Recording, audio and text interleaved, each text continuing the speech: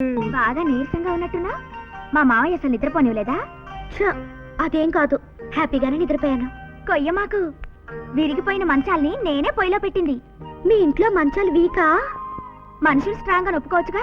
నాకదే అనుమానంగా ఉందమ్మా. మొన్న గార్లు పెండు రుబ్బడానికని పొత్తం తీసుకెళ్తుంటే చేయి జారి కింద పడింది. గచ్చు పగిలిందేమోనని భయపడ్డా, కానీ ఒక్క పిచ్చు కూడా ఓడలేదు. రాత్రి మీ గదిలో ఏంటమ్మా 4-5 బండలు పగిలినాయి. దీనికి ఒంటి మీద 40 ఏళ్ళు వచ్చినా ఇంకా అవపోలా. కాఫీ తీసుకోమ్మా. కాఫీ కాదమ్మా, కట్నం తీసుకురా. మనం ఇస్తానన్న ఎదురు కట్నం మర్యాదగా ఇచ్చేస్తే మా అత్తగారి ముందు నా పరువు కాపాడిన దరబవుతాం. అలాగే బాబు. మేమేం మర్చిపోలేదు నాయనా నీ కట్నం సంగతి. అమ్మ సంతకాలు తప్ప ఆస్తి దస్తావేజులన్నీ సిద్ధంగా ఉన్నాయి. అమ్మాయిని ముందు కాఫీ తాగని.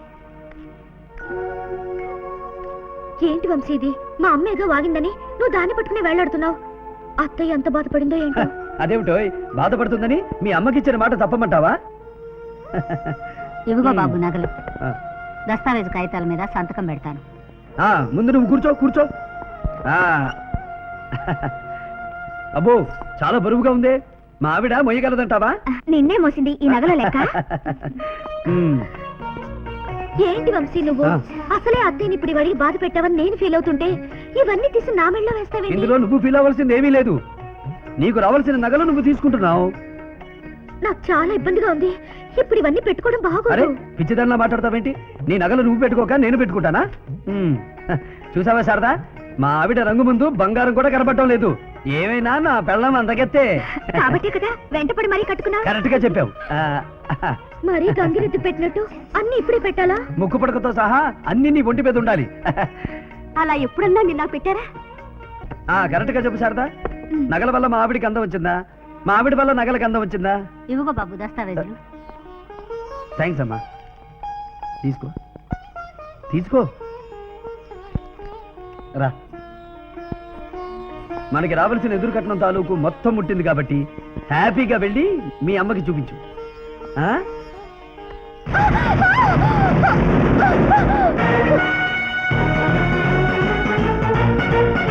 ఈ రోజు నుంచి ఇంటితో నీకు ఎటువంటి సంబంధం లేదు. నువ్వు నా భార్యవి కాదు, నేను నీ మొగుడిని కాను.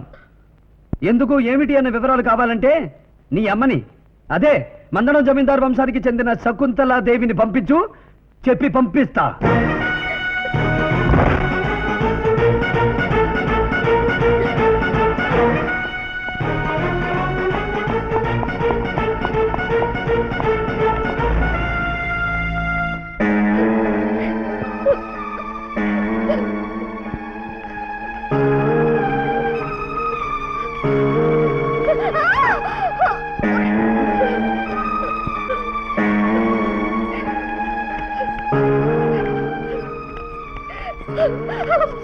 అమ్మా శిరీష, ఏమైందమ్మా? ఏమైంది? ఆ నగలేమిటమ్మా? చెప్పమ్మా, ఏం జరిగింది? నన్ను ఇంట్లోంచి మెడపట్టి బయటికి గెట్టారు. Good morning. అనుకున్న ప్రకారం ఆస్తి మొత్తం మన పేరును ట్రాన్స్ఫర్ చేశారన్నమాట. అమ్మాయిని కూడా నగలతో సహా ట్రాన్స్ఫర్ చేసి పుట్టింటికి పంపారు. ఈ రోజు ఎలా జరుగుతుందని నాకు ఆ రోజే తెలుసు. ఆ రోజే తెలిసిన వాడివి అప్పుడే బాధ ఎందుకు చెప్పలేదు? చెబితే అయినా పొజిషన్ లో ఉన్నారా తమరు? సంబంధం జరగొట్టాను, నన్ను ఎక్కడ జరుగుతారని అన్ని మోసుకొచ్చా. అయినా ఇప్పటికీ చెప్తున్నాడు, కుర్రాడు మాత్రం చాలా మంచోడు. నన్ను వెళ్ళగొట్టింది ఆయన, నీ భర్త. అవునమ్మా, ఇదిగో ఎదురు కట్నం. ఈ రోజు నుంచి నువ్వు నా పెళ్ళానివి కాదు, నేను నీ మొగుడిని కాదు పొమ్మన్నారు. వివరాలు కావాలంటే మీ అమ్మని రమ్మను, చెప్తానన్నారమ్మా.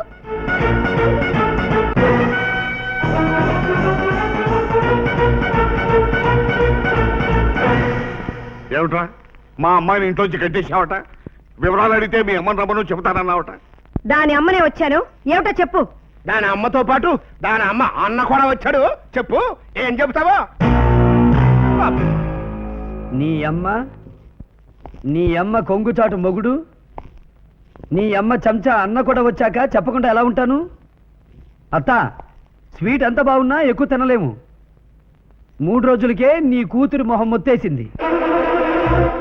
ఏమిట్రా, తెలివిగా మాట్లాడుతున్నాను అనుకుంటున్నావా? ఇందులో తెలివిగా మాట్లాడడానికి ఏముంది మామ? Very clear. ఎదురు కట్నం తీసుకుని జిల్లా స్థాయిలో పేరు తెచ్చుకోవాలని మీ ఆవిడ చూసింది. ఎదురు కట్నం తీసుకునే అంత గొప్పింటి అమ్మాయి పక్కలో పడుకోవాలని నేను ఆశపడ్డాను. అందుకే నా ఆస్తి మొత్తం టిప్పుగా ఇచ్చి నీ కూతురి పక్కలో పడుకున్నాను. టిప్పుగా ఇచ్చి నా పక్కన పడుకోవడానికి నేను వ్యభిచారనుకున్నావా? చూడు శిరీష, ఈ సీన్లో మన ఇద్దరి మధ్య డైలాగే లేదు. అంతా మీ అమ్మకి నాకే. అనకూడదు కానత్త. పాలకోవా లాంటి నీ కూతురు పెదాల ముందు నా పొలాలంతా అనుకున్నాను. నెగనెగలాడే దీని బొంటి ముందు అసలు దీన్ని నవ్వే చాలు నగలెందుకు అనుకున్నాను. ఏ మాటగా మాట చెప్పుకోవాలి. మంచం మీద ఉన్నప్పుడు నీ కూతురు అబ్బో ఎంత హుషారు, ఎంత హుషారు. నేను పంచకళ్యాణి గుర్రం దొల్లప్పుడు కూడా అలాంటి ఫీలింగ్స్ రాలేదత్త. ఏం కూతుర్ని కన్నావత్త? ఆ షేపు, ఆ ఊపు, ఆ చూపు అంతా నీ పొలికే. ఇప్పుడు అర్థమైంది మావయ్య నీకెందుకు ఎదురు చెప్పడం. నువ్వు ఊరుకోత. ఎందుకలా కోర్టులో బండ్రోతులో 3 సార్లు అరుస్తావు? శాంతం చెప్పని. ఏమిటా నువ్వు చెప్పేది? నా కూతురు నేర్పించిన నువ్వు ఊరికే వదలను. ఊరికే ఎక్కడ వదిలేవే? సుబ్బిశెట్టి దగ్గర చింతామణి తోచినట్టు మా ఇల్లంతా తోచారు. 250 ఎకరాల మాగాని నొక్కారు. 7 వారాల నగలు తొక్కారు. ఏంటి చెల్లమ్మా, ఇంకా నీకు అర్థం కాలేదా? ఏడెనకాల ఏదో బ్యాక్గ్రౌండ్ ఉంది, అందుకే ఇంత పెద్ద పెద్ద ప్లాన్ చేస్తున్నాడు. ఇంకేడుతో డైలాగ్ రానవసరం. ఎలా మొదలే రేయ్, నా చెల్లమ్మ ఫ్యామిలీ కోసం ఎన్నో త్యాగాలు చేసిన బాడీలో ఇది. ఈసారి నీ కోసం, నీ ఫ్యామిలీ నాశనం కోసం ఇంకా పెద్ద ప్లాన్ చేస్తా. ఎలా మొదలే రండి.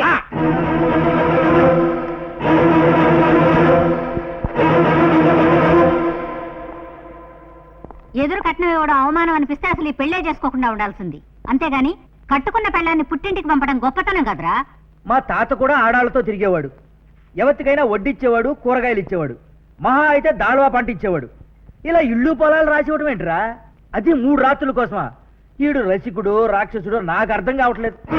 మావయ్య, ఇదంతా నువ్వు మనస్ఫూర్తిగానే చేస్తున్నావా? చెప్పరా చెప్పరా చెప్పరా నీ చెప్పరా.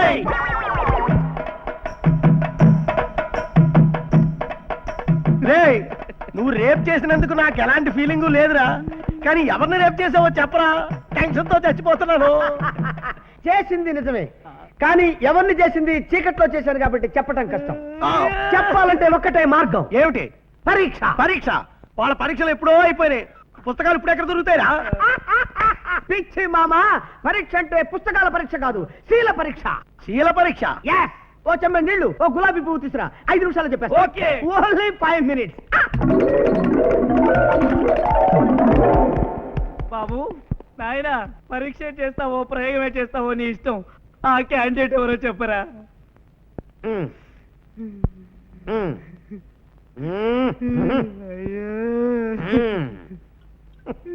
ఇది కూడా Out.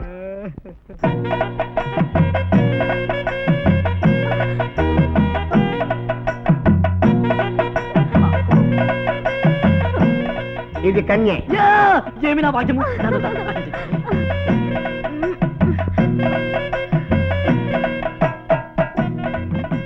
ఇది కన్యే. డౌటే లేదు. ఈవిడ కూడా చూసారా నా పాతివ్రత్యం? పాతివ్రత్యం. నువ్వు కూడా కన్యవైతే వీళ్ళిద్దరు ఎలా పుట్టారతా? ఈ డౌట్ నాకెందుకు రాలేదు చెప్పా. రేయ్, ప్రశ్న జవాబులు లేని పరీక్షలు పెట్టిన చంపకరా. రే, ఆ రోజు ఎవరితో ఏమేం గుసగుసలాడావో నాతో చెప్పరా.